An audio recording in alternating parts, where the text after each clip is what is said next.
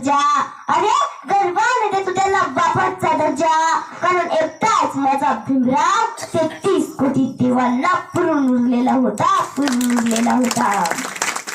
अरे कोण म्हणतो मी आमदार, कोण म्हणतो मी खासदार, कोण म्हणतो मी चौकीदार, पण माझे बाबासाहेब भारताचे घटनाकार.